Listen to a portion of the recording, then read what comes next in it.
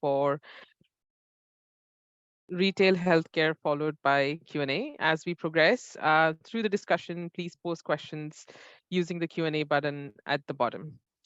Um, okay, getting into it. So, Greg and Adam, so we have witnessed many conversations about current and future opportunities in retail healthcare and how digital health solutions can enable more accessible and convenient services.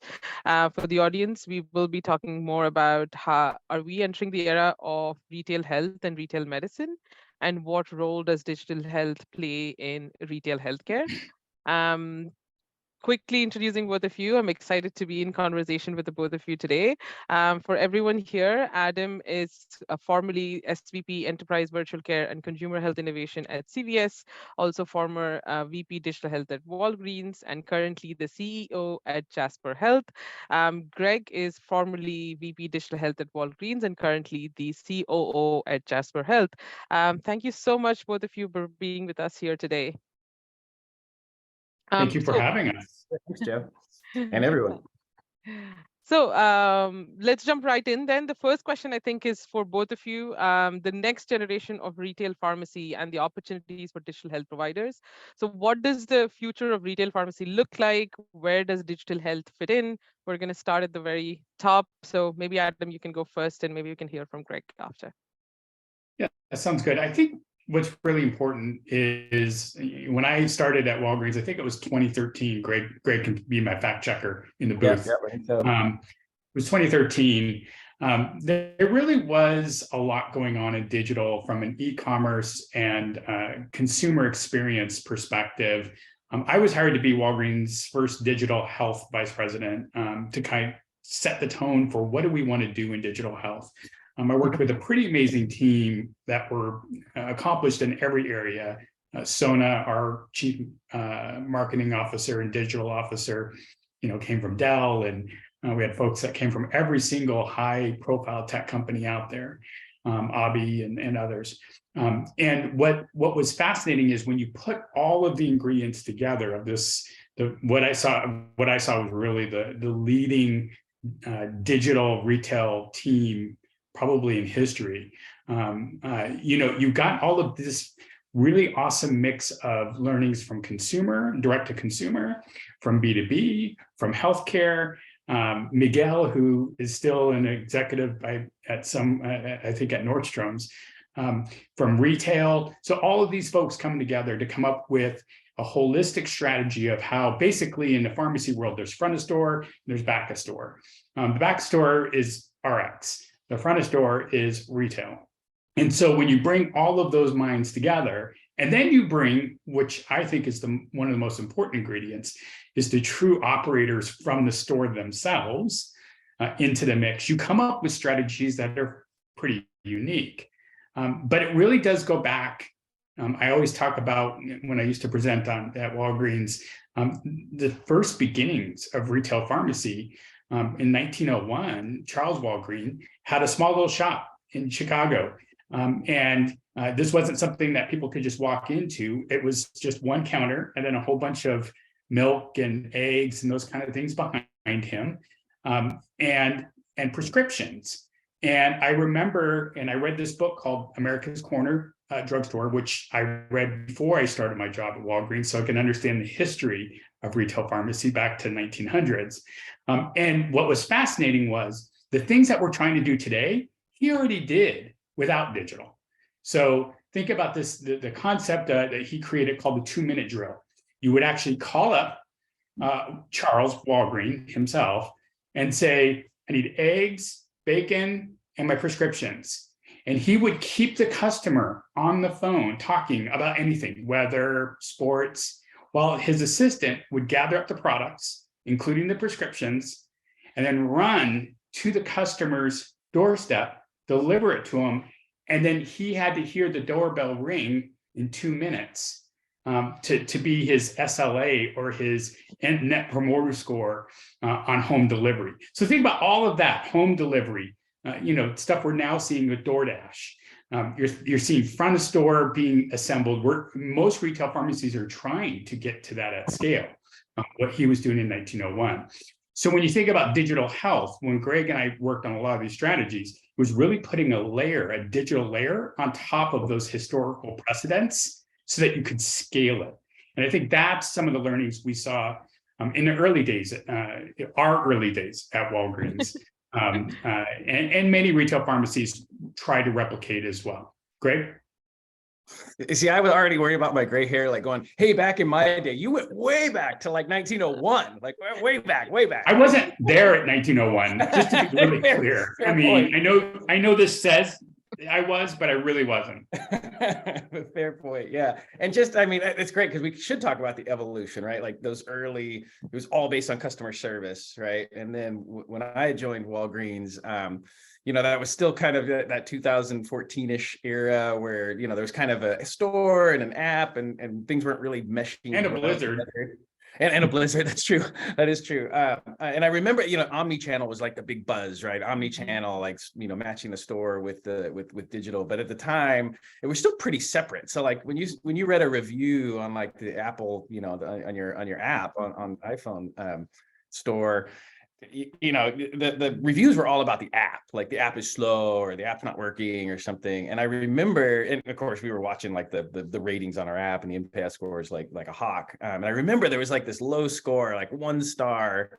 And it said, yeah, your parking lot was really busy and there was construction. I couldn't get in, like 1 star. And I remember going, this is success. And of course, all the, marketing people are like, what do you mean success? I'm like, this is real omni-channel, right? Because like now it's not about like the app, front door and the real front door. It's about like the brand, right? And so the overall brand and everything that's there. So that was the expectation in 2014. Now I think it's even further, right? Like there is no really, people are interacting with the brand, and it may be face to face and it may be through app. And so I think that's just going to continue, where it's just we're seeing it already. Amazon's entering into this space, and then they're going, well, actually maybe we do need stores, right? And they're kind of going backwards with Whole Foods and others. So I think it's just going to be this really, akin to what the banks did in the older days, right? You used to have to go into a bank, and then they introduced these ATMs and kind of paid people to go to the ATMs so they realize the convenience. And then now, I mean, can you imagine going to a bank and they're like, oh yeah, we don't have an app? Like, it would just be totally unacceptable. So I think that's the same thing's going to happen in healthcare, and not just retail pharmacy, but just in all healthcare. We're going to start seeing this merge of digital and physical. I just had a great experience at Seattle Children's that I was tweeting about. That's just, it was great. I mean, I felt like I was like, either face to face or on the app. It just felt like one experience. So I think that's just going to continue to get better and better. That's great. From what Adam was saying, that I think like technology is catching up to the kind of customer experience that they were trying to deliver way back when, which is definitely interesting to hear. So what I hear is also that the next generation of retail pharmacy, I know we've seen a lot of articles about convenience, but it's also about customer experience, right? Like technology and how you can really enable that end customer experience.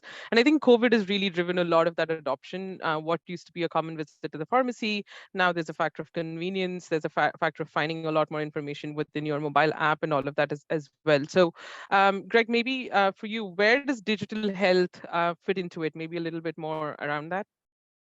Yeah, I mean, I think it became a necessity, right? So that is one thing of all the bad things that came out of our pandemic. The one thing is all of a sudden this became a necessity. I myself, and here I am in the digital health game. Like I ended up using an asynchronous dermatology piece for an issue that I had, and not that I hadn't used. And I remember tweeting it, and people going like, "What do you mean your digital health? This is the first time you've done it?" And I was like, "No, this isn't the first time I've done telehealth. This is the first time I had to. Like I had no choice. Like there was no, and it was a foot issue, and I was like starting to not even be able to walk and things. But I'm like, I'm not going to go to a hospital right now where there's really, really serious stuff. So like if I hadn't had that, I wouldn't have had anything. So I think that piece of necessity. Of course, we've seen the rise of telemedicine. It started to even out, but now it's just going to become part of what you need. And I think I think it's going to lessen the old argument of like, hey, is telemedicine actually just doubling issues where you use telemedicine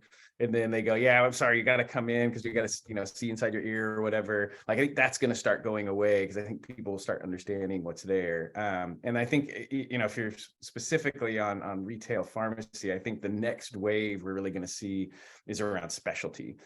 So Okay. even, and I'll speak for basically all the retails, but like there's so much volume in sort of standard RX that a lot of the focus is going there, but a lot of the dollars are moving into specialty. And I would say specialty in general, and folks can chat and maybe challenge this, but I think it's specialty in general has been less advanced in digital. And I think it's just an old adage, like, hey, if we're going to drop ship a $10,000 drug to somebody, like, we're going to pick up the phone and talk to them. Yeah. Right. But that's a pretty old school way of, like, not everybody wants to pick up the phone. I know if I don't recognize the phone number on my phone, I usually don't pick it up. I kind of wait for it to go to voicemail, and then maybe I'll call them back or something. So I think, we need to start thinking about even folks that are in these complex conditions may not want to pick up the phone. In fact, they may be in less of a condition to pick up the phone than somebody who's doesn't have a complex specialty, complex condition. So I do think we're going to start seeing a big wave around specialty and digital, because I think it's a little bit behind the kind of standard healthcare. Pretty Gen Z of you to not wanting to talk on the phone, but sorry, Adam, go ahead. I was just going to add on to that. I've commented on a post recently, about some of the stuff going on at Microsoft around AI and health, and the comment I used was revolve and evolve. I think what we constantly see is some of the same ideas coming back, and then digital evolving them. And I think we'll see that in retail pharmacy as well. I always go back to history. I'm a history buff, clearly. And we learned so much from history, especially mistakes or things that we can improve. But one of the concepts that I constantly remember lately, especially with the pandemic happening, was when I joined Walgreens in 2013, 2014, Sona, my boss, rolled out this brilliant idea. At the time, it was controversial and not everyone loved it. But the idea was to make it so that there are parking spots in front of the Walgreens stores, so that you can order online and you can drive up and someone would just give you your product, and you wouldn't, if the parking lot's full, you would still be able to get your products. So that was 2013 or 14, I think it was. Now, what happened in 2020 and 2019 where that came in really, really handy, right? So retail was now catching, I mean now the pandemic, of course, hopefully is a once in a lifetime thing, but the concept that came out that folks wanted convenience, they wanted friction-free pickup experiences, and it just so happened that as the pandemic happened, some folks wanted minimal human contact. Yeah. Right. So concepts evolve, and they constantly revolve, and new ideas come from very old ideas. I always say, in the 2007-ish timeframe, I worked on a product called HealthVault at Microsoft. Now that's 2007, and it's 2023. And I always joke that even in 2017, had anyone launched HealthVault, it probably would have got 50 million in VC funding, because it was a connected health infrastructure with over 60 corporate partners signed on. Actually, that's how Greg and I met. He was one of the first building an app for Primera to bolt on the HealthVault. But again, not a bad idea, but the timing was different. The timing was not right for the specific market. But now look at us now, we're all talking about, boy, can we break down the silos of health data, and can we break down the walls of health data? We were talking about that in 2007. Before there was a mass rush for VC funding. So all of these things, I think, come back again, and then we just constantly iterate, constantly evolve on them. Going back to, I think one of the points that Greg made about specialists, there's definitely in the current wave, we're seeing a lot of the primary use cases for the everyday ailments and beyond, you're going into retail healthcare. So I want to get into a little bit more specifics of how you see that specialists space evolving within the retail healthcare space. Is it that you will now have access to specialists within your retail healthcare setup, or how do you see that evolving for the next generation? I'll take the first shot. I mean, I do believe in the concept of with whatever you call it, a health hub or a health a section in a retail pharmacy. I think I've seen all the different iterations of that for the most part in my travels. Greg and I spent a lot of time looking at the stores in Europe with Boots. We've seen Walgreens well-experienced stores, CVS health hubs. I think this concept of being able to have some sort of physical interaction with a healthcare specialist in the store, I think that will continue to evolve. Okay. Now, the question is, are you going to go to the store for these really advanced specialty experiences? I think would be more of a digital. So if you have a hybrid experience where those in the store can help enable digital specialist interactions, that's where I see this evolving to. I think I've always thought of things from a business model perspective as well. It has to make sense. Think about, I learned a very good lesson from Abidar, who was the chief CIO at Walgreens at the time. And he taught me that stores really calculate ROI per square foot, right? Like if you're going to put in a health hub, if you're going to put in a kiosk, right? We had kiosks that can actually hand out pharmacy medications. You have to look at what your footprint is, and then what is the ROI per foot that you have to make back and then some, right? For taking up that space. So I think you'll see a lot of that sort of honing in on the business models. I think the idea that the retail pharmacy can be a partner with the B2B side. So think health plans, how can we make those connections easier? That will go a long way to increasing the ROI per square foot. Because technically, if you look at some of the products that are sold in a retail pharmacy, and I won't call out any specific one, but most of them, it has evolved to seasonal products like Christmas products or holiday products. It has evolved to other things where a health product will have to compete for the ROI of holly or bulbs or lights, right? And so you have to really think of the business model per square foot now, not just the specific sort of return per square foot.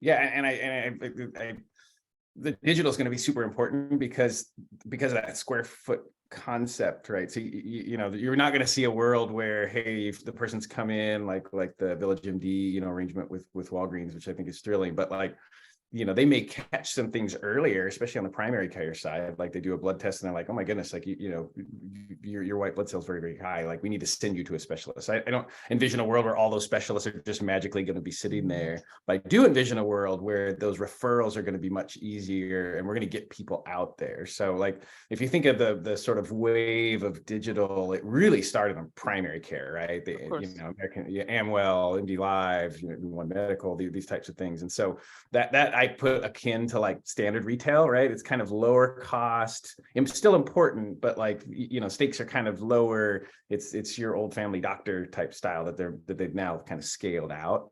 But now we're starting to see the specialty areas, the mavens, like women's health, different cancer, oncology right now, right? So you're starting to see that, like, I think that's going to be the next wave, and the dollars are there. Now the volume's lower.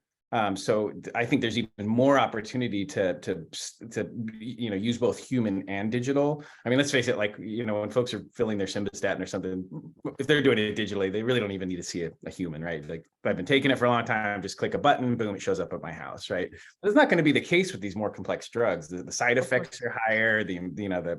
Oftentimes the regimen is different, right? It's not just take one in the morning type of thing. So I think that's where digital can really help, right? So I'm thrilled to see the VC community. I mean, people are really starting to look at this because it's and employers as well. I mean, ultimately it's the payer, whoever's footing the bill. It's them that's going, oh my goodness, like I have 0.5% of my population, and this is, oncology is my most expensive condition that I'm treating. Like, we have to do something here, right? And it's not necessarily going to be putting more operators on phones with little, squiggly cords, right? It's going to be something new, like what we're experimenting with at Jasper and other areas. I mean, I'm thrilled to see this new revolution in specialty care where it really needs it. And I think they're going to mesh too, right? Because, just because this person perhaps has cancer or Parkinson's or other, they may have other conditions as well, right? If they're over 65, then there's a high, probability they have something else, whatever it is, cholesterol or something like that. So they're going to be on these other medications, and we merge those two. So I think that oftentimes businesses think from the business point of view, right? And so, as e-commerce came out, we're like, yeah, e-commerce is okay for buying little things and, buying your coffee and sending it to your house, but you never buy a car online. That would be crazy, right? Like nobody's going to buy a car. And guess what? Everybody buys cars online now, right? It's like, yeah, that's fine. I'll just send it, right? So I think the same thing's going to happen with these higher cost medications, higher cost services. Yeah, it's not going to be unusual that they're served up digitally. Definitely. I also think. Sorry, Adam. Oh, sorry. Go ahead. I was just going to add on to the specialty piece. The one area that I am so surprised that has not been sort of really embraced by retail pharmacy, and something I've constantly brought up while I was in different roles, is occupational medicine. That's something that no matter what is going to require brick and mortar, but has yet to be disrupted digitally. And one of my first startups was, Ahmed driving around mobile clinics to work sites and doing audiometry, spirometry, drug tests, those kind of things because of convenience, right? And here is an example of, something that's fee for service. The employer pays because it's a 49 CFR regulation to do some of these testing. And then you also have reimbursables as well. So really, I think there's going to be more evolution in the space of specialty, and I don't mean specialty in the context of disease states or serious condition states, but other things like, I started in the business side of healthcare, doing drug testing and running business health services for employers in a hospital because it was the doorway into the health system for additional things. And so I think the retail pharmacies that really want to think out of the box, and even though there's going to take modifications, but the ones that want to think out of the box are going to start thinking about how do we actually look at things that require both digital and brick and mortar together, because it just can't be done. Phlebotomy, another, I don't think, one of my first jobs, I was a phlebotomist at a hospital. You can't draw blood with this, right? But you can make the getting results to the doctor more efficient. You can make the results smarter. So looking at those things where this is nothing but, a brick, frankly, and how those things come together, I think that's the business models, even in the digital space, that folks should be looking at. Interesting. So maybe shifting into like a digital health space focus. So from a digital health landscape perspective, where in that landscape can retail organizations really have a major impact? Is it, say, teleconsultations, triaging, digital therapy, remote patient monitoring? Where can they have the most impact? I'll take the first shot. I mean, I've seen areas that I've been pretty passionate about in the past, helping seniors with technology. I think, we have Genius bars with Apple that help everyone try to figure out their Mac or their iPhone, and it's inviting and it's friendly and it's approachable. I think having this idea where, seniors can come in and learn technology, I think is important. I know this is happening in some of the retail pharmacies today. CVS did a great thing with, getting seniors in and having them do chair yoga. And so how do we actually get, those who need sort of maybe some more on-ramping into digital health and some education enablement helping? I think those are the type of opportunities. I also think looking at business models that have high ROI, things that are friction filled already, and things that require actual human interaction. And you put those together, think about home sleep tests, right? I mean, that's a huge business. It's friction filled. And it would be great to have some come and talk to someone about, I can't sleep really well. Well, here you could do, take this home with you, come back, download the data, all of those things where if you put it together, you can reduce friction, still drive up revenue, and still require a human interaction, because it just can't be done today without it. Craig, how about you? Yeah, I mean, I echo that. I love I think the elderly care area is under funded right now. We're starting to see it a little bit, and oftentimes it's the pitch isn't necessarily to the elderly. The pitch is to the adult children, right? That are, you know, I'm at that age, right, where I'm watching over my parents' health and things like that. So I think that's where we especially see that. I think things like remote patient monitoring and wearables and things like, I think it really has to fit into what's going on in the episode. So, you know, if we get 30-40% of people kind of wearing some sort of wearable, that could be an Apple Watch and thing, but that's that would be akin to taking vitamins and supplements. Like, I'm kind of wearing this to be healthy, you know, close my rings, and like, this is a healthy type thing. But there's other phases you might be in for whatever condition you have. It could be, you know, it could be whatever, diabetes or something like that. Like it starts to move into other areas, and certainly in like a specialty condition, or if you're in a treatment cycle on a certain medication or something like that. And I think that's where, like, you know, the patch that goes on. So I think there was a thought 5 to 10 years ago of like, you know, everybody should be wearing these patches, right? And I believed it as well. I was like, you know, you're driving around your car, a modern car will tell you, hey, something's kind of off here. Probably should take this to a, you know, service technician, right? Versus my old 1977 VW bus that just literally, you're driving it, just goes and it just stops, right? It just literally Or my stops. DeLorean.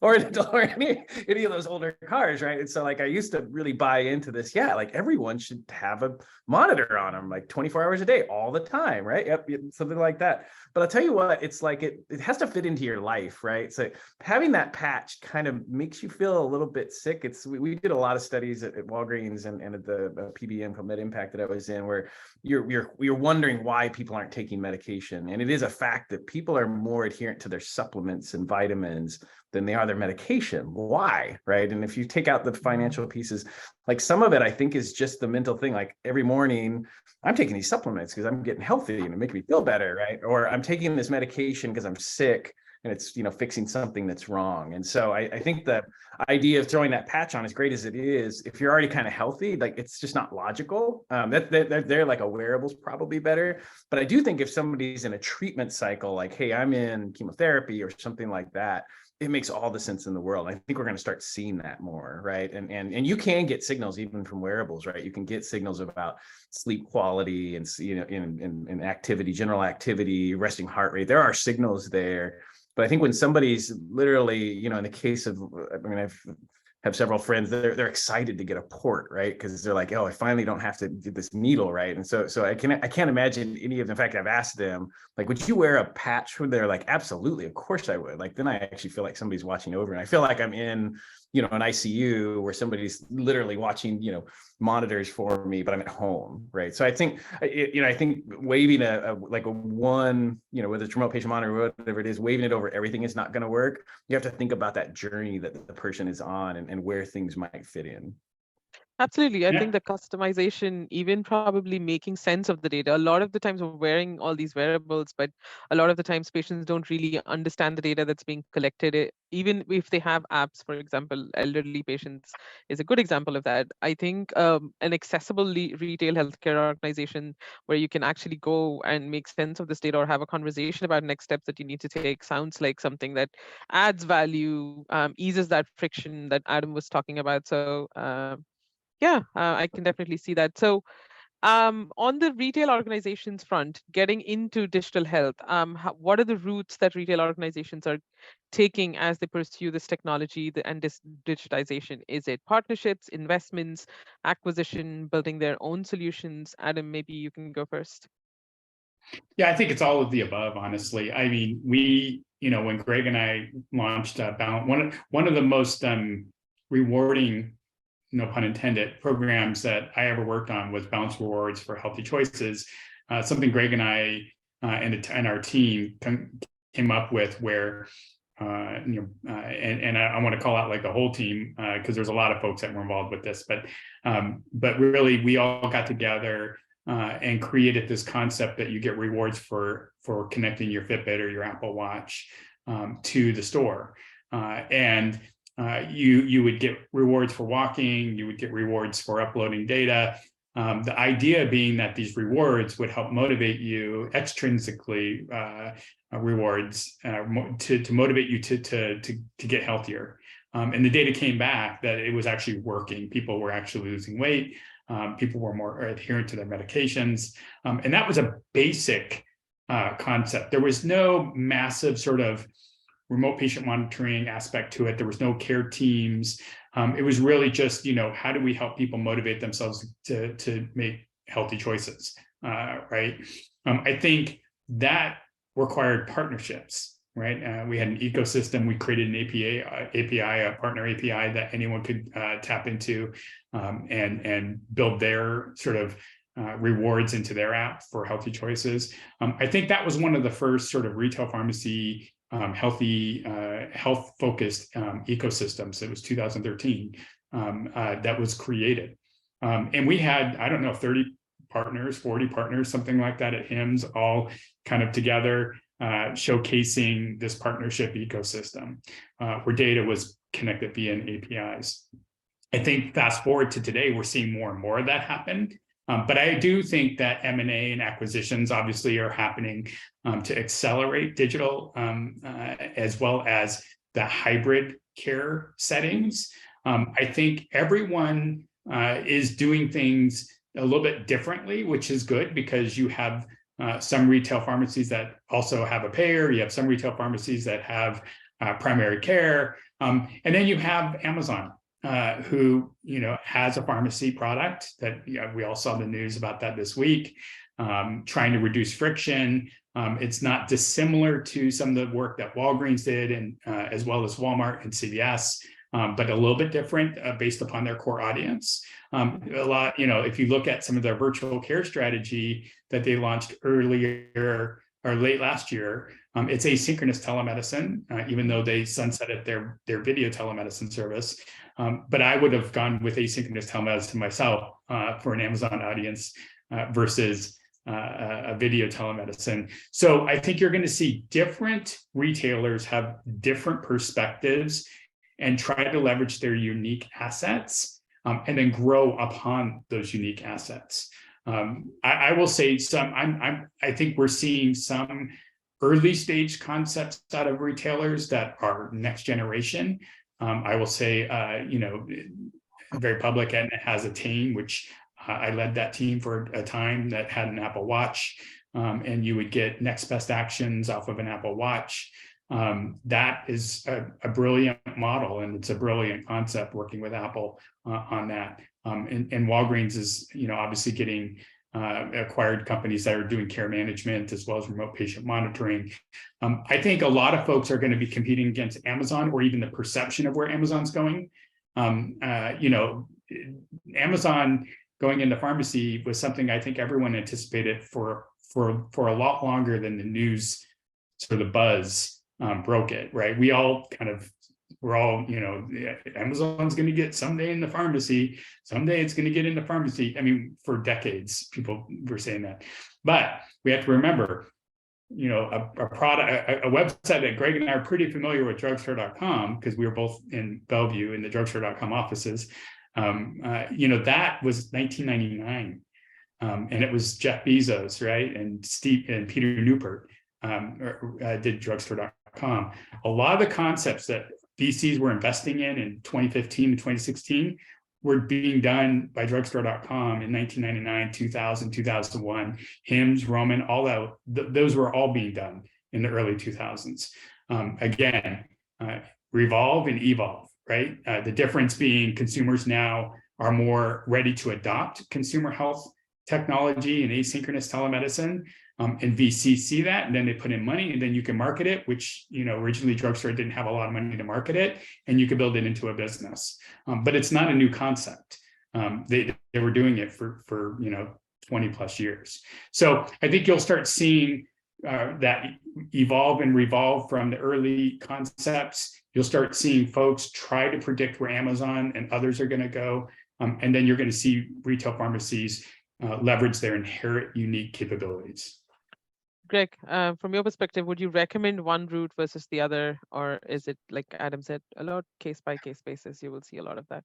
Yeah, I mean, where I've seen the most success is like partnerships where all entities have a value proposition, right? So I'm not talking about, we've seen sort of partnerships where, large companies, JP Morgan and others, like, okay, we're going to pull together, $300 million, and we're going to do something big, right? We're going to change healthcare, right? And like, we just see those fail like over and over and over. You see the big headlines when it comes out, and then it's sort of some little small article. It's like, yeah, they decided not to do that, right?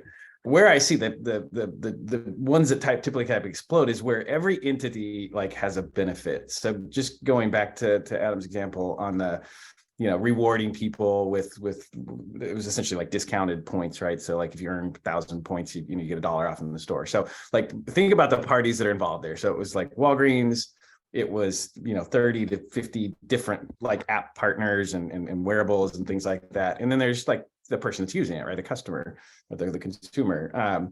What a great value proposition for everybody. So from Walgreens' perspective, like, and I'll say most retail, like companies love to give discounted rewards to their loyal customers, right? They don't like to give discounts to people that just pop in to get the discount and then they never come back, right? That's just a standard rule in retail. So, you get somebody that's in there and says, yeah, I'm going to plug in my Fitbug. Like, remember, there were all these different wearables. Now there's only a couple now, but there was, back in the day, there were 30 different wearables, right? And they all came in, and like we open up this platform, and platforms often die because like no partnerships come in because they're like, why would I do that, right? Our pitch to these wearables and apps and things was like, we're gonna pay your users, reward points to use your app more. And so I don't think we had anybody that said no. Other than maybe like a CVS branded wearable, they probably wouldn't have connected to it. Everybody else was like, heck yeah, like why wouldn't we plug in there? We made it very easy for the partner to plug in, made obviously very easy for our customer to come in. So it was like the partners were all on board. You're literally gonna extrinsically reward my users for using my app. I'm all in. Walgreens benefited because guess what? I mean, it wasn't like people that never went to Walgreens that connected a wearable. It was like their most loyal customers. So you're driving them back in, right? And the consumer's like, well, heck yeah, I get free money, right? So there was like this huge value proposition for all three parties, and that's why it took off, right? And we were seeing an evolution there. When I left Walgreens, we were building something called Find Care, where it's like these great services that people just don't know about. So why don't we leverage Walgreens' massive traffic? Like it's probably even more, but it was a couple million visits to the site a day, right? And then open them up to new areas. So like these partnerships where everybody has value are the ones that are going to flourish, right? So just throwing money at something, I don't think is going to change things, right? And so for large companies, which obviously have a brand and traffic and people and things like that, it's very hard to get some of these unique things done. So if they partner out, but make certain that they build a value proposition for that partner, I think that's where we're going to see a lot of evolution in what we're doing. So, and from a digital health solutions perspective, how should they think about leveraging retail healthcare organizations? Is it better patient adoption? What are, like, when they approach retail healthcare organizations, what's the value proposition that they should go for? I think Greg is spot on when it comes to the value proposition for each stakeholder. I think one thing we have to really be conscious of in a digital health perspective is making sure that it's seamless for everyone as well. So I can't tell you how, maybe it's 10, 12 years I've heard the concept of digital front door. And now it's kind of a buzzword. Everyone's like, oh, we're the digital front door for this, or we're the digital front door for this. The problem is with that concept is if you have a digital front door, but everything else isn't connected in the store as well as online, then you have a broken revolving digital front door, right? You have a door that you push and it just something stuck and it's not working, or it's a digital front door to a store that's under construction. Right. So I think it's important from a digital perspective, not only can your digital experience go from online to offline, back online in a friction-free way, or as close to friction-free as possible. Bounce Words for Healthy Choices was well thought out because we had it fully integrated at point of service. So think about this. You can connect your Fitbit or Apple Watch to a loyalty program, get points for walking 10,000 steps a day, get a $1 coupon or $1 off your next visit to a Walgreens store, and then at point of sale, redeem that reward, right? So literally everything was frictionless in that entire user journey, right? There was no, oh my gosh, now I got to get out my app and then I got to send the reward points over to this cash register, and the person at the cash register is like, I don't know what you're talking about, rewards points. You don't have any that. None of that happened. It was all just very pleasant, right? So when you're a digital health company and you're pitching a retail pharmacy, you have to kind of know what's going on at that retail pharmacy from both a digital and a store perspective. Of course. And can your solution be frictionless for the customer? And if it requires something like everyone wants to get the pharmacist involved, that's another thing I always have seen is you always want the pharmacist to practice at the top of their license. That everyone has heard that before. And they all want to get the pharmacist involved at the counter with their digital health tool. The problem is that same pharmacist is working really, really hard, just doing their one job that day to get things, to get the lines moving in the drive-through, to get answers at the front counter, all of those things. So you have to think about their workflow as well. Am I going to cause burden onto that staff? Or does my idea require them, and I just don't understand how much they've got going on and how I'm going to disrupt them. So you have to think through your whole journey, both from a consumer perspective and a store perspective. And are you going to create friction for any of those stakeholders? If the answer is no, you got a pretty golden solution. If the answer is yes, you're going to have to solve for that friction. And that solve requires that the value proposition of the solution that you're presenting has to be very high for the retail pharmacy to be able to kind of want to work you into that workflow. Find Care was a great example, and even before Find Care, we launched MD Live in the Walgreens app. I don't know, 2014 or 15, something like that. And one thing Greg and I and Sona were very passionate about was it's got to be seamless. It's got to be seamless. And our first implementation was not seamless. And I remember Sona turning to me saying, Adam, look, I got to do this, and I got to do this, and I got to do this, and I got to do this. And I'm like, all right, we're on it, right? And so we obsessed about how could it just be, take it out, walk through a flow, see a provider, be in video, and then that's it, right? And so it's not going to be a perfect experience day one, and you need to be realistic with the stakeholders that it's going to take iterations to make it seamless. Okay. Yeah, I would agree. And I think, and just to remember, like from the strategy to the code, every decision you make, you should say, are we making things easier? Or are we making things harder? And I know that sounds like something you tell a 5-year-old, but when you get deep into this, you have to always think like, are you making this person's life easier, or are you making it harder, right? And that goes for everybody. And then it's, we've been talking about the sort of, complex conditions and specialty, like it's even more important there, right? Like you really don't want to make these people's lives harder. You want to make it easier. And so like, I think that's where we're seeing the success, right? Those seamless, frictionless experiences that actually that people are using. And definitely a lot of collaboration to get that seamless experience from both ends. So partnership right, yeah. and investments, definitely. Okay, I think we're reaching the last 15 minutes. I'll encourage the audience to start posting their questions. I have a couple more questions to ask both of you. I think one of the big topics is around the big retail healthcare organizations, CVS, Walgreens, and their approach to digital health. They've been in the news so much in the last months and the last year as well. What have been their bold moves, and why is digital health, say, important for retail healthcare in the US? So, Greg, if you want to go I can first. start. Yeah, I think the bold move is, and I think it's a good one.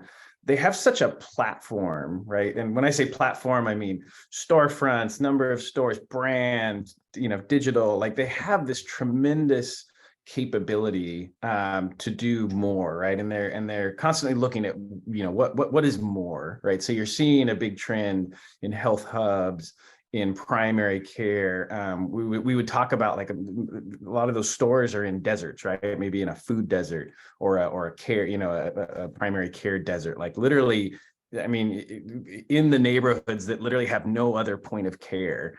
And so I'm thrilled to see that they're expanding those services and leveraging that platform for those reasons. And I think we're going to see, that continuing. The Village MD is a great example of like really bringing care where it's needed. And it's also helping, just in general, I would say the whole industry is, they talk about the ivory tower, right? They're trying to move care into the neighborhoods. Well, guess what? The CVSs of the world, the Walgreens and Rite Aids. I mean, they're in the neighborhood already, right? And they've got this space. So again, the key is going to be making it a value proposition for them as well. As Adam mentioned, they kind of think about dollars per square foot. So if it's not helping there, it's they may do it as a benefit to neighborhoods, and certainly I know both entities will take losses on certain stores because it's the right thing to do. But that's not like a business that will flourish and become everywhere, right? That becomes more of a philanthropic piece. So that's where I think things will go. I think we're going to start seeing more and more areas that are in need in certain fundamental areas. We'll see those like start to expand in the stores. Adam, mobile apps then, could they become prescription management battleground? And does that give advantage to big players like CVS and Walgreens compared to the smaller players or more local players? I think mobile apps for retail pharmacies are table stakes now, right? And they constantly. I mean, Greg and I have spent more hours than you can possibly imagine in the Walgreens mobile app from a digital health perspective, and the learnings are incredible, right? But it comes down to, again, it's about removing friction, and you hear that a lot, but it really is true. So I just went through Walgreens drive-through 3 days ago to pick up medications for the first time in a long time, actually, and I got my Walgreens mobile app out. And I noticed something that was there that I wasn't when I wasn't working there, and this ability to pay sort of ahead of time your copay, and then just read a number or show a QR code to the pharmacist to pay for your, so you didn't have to do a transaction at the window. And I thought to myself, it's those simple things, right, that remove friction for the consumer in a digital app that are so key. Right. And but again, that required a lot of work that people probably don't even know. That number 59768 or whatever that I was supposed to read to the pharmacist had to go into the system and had to actually be codified in the system that it recognized I had already paid for my copay. Right. And so the mobile app is one thing. The ability to accomplish simple tasks that reduce friction are the most important. The number one feature in almost any retail pharmacy app in history was refill by scan. And I believe at the time, the stat that we publicly always said was 1.7 seconds. Every 1.7 seconds was a refill by scan in the Walgreens mobile app. And that innovation, taking a picture of your pill bottle, hit and refill, that reduced so much friction from the process. For the patient, for the consumer, for the pharmacist, for the retail pharmacy, and it increased medication adherence, right? So again, I think when we think about retail pharmacy digital app experiences, you have to think about things that are not grandiose and huge, but how do you take micro friction points out of the consumer's world, so that things can actually be easier. And honestly, it has an ROI for the pharmacist. If you calculate 12,000 stores times X per dollar per hour times X, if you can reduce even a minute at a time per store, per pharmacist, per shift, at scale, it could be a big savings. I'll lastly say one of the things that was incredibly powerful to me was seeing the difference between US-based pharmacies and the UK pharmacies. And what happened in the UK was, because reimbursement went away in the 60s for medications, pharmacies had to become pickup zones for free prescriptions provided by the government.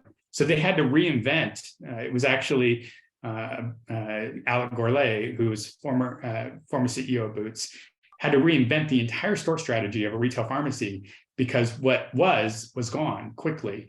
And so it became more of this experience for beauty and experience for health and wellness.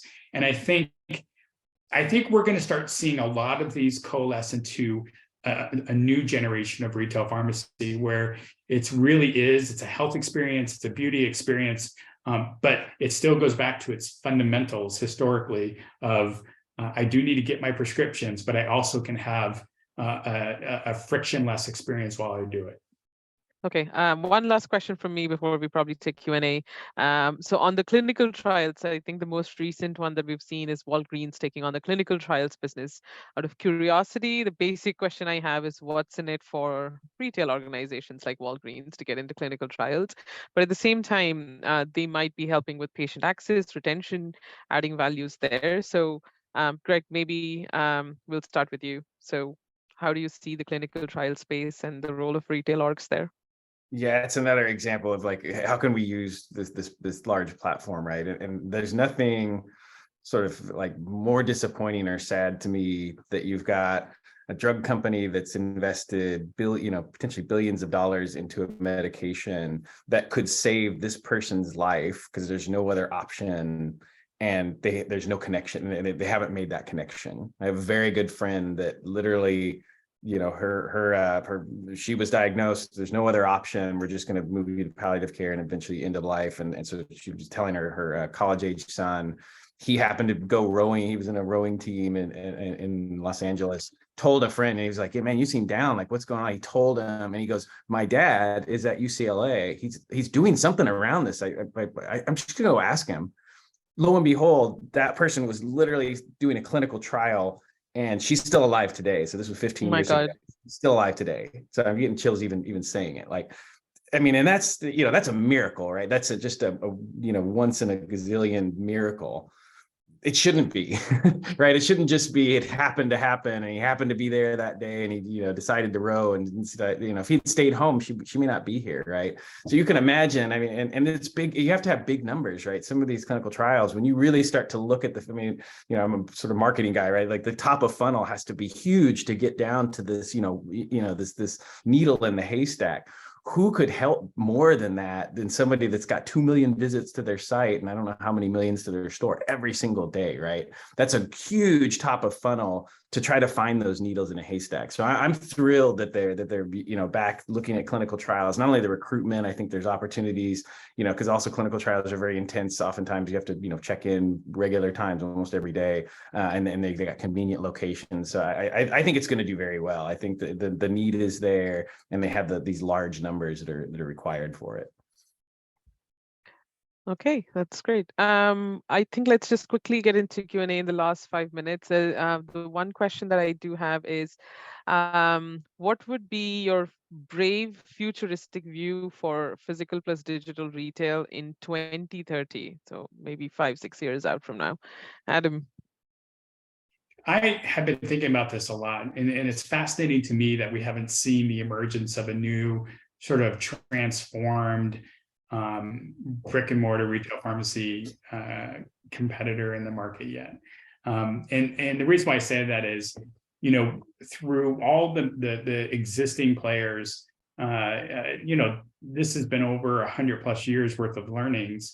But there's also, it's this desire to really, can you build a boutique experience where people enjoy coming in? It is sort of like an Apple Genius bar store experience, so that people can feel invited and friendly, and really that the digital experience wraps around the physical experience in a way where it's not a layer put on top, but it was part of the DNA of the creation of the store itself.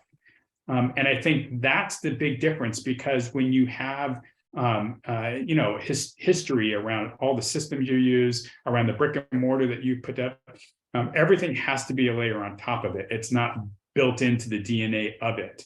I think we're in a new, if I were building a sort of next generation pharmacy, I would build one that focuses on all the things that we now see are critical: gaps in care, health equity, elements of food desert, solving for food deserts, all those things built into the DNA of the actual pharmacy.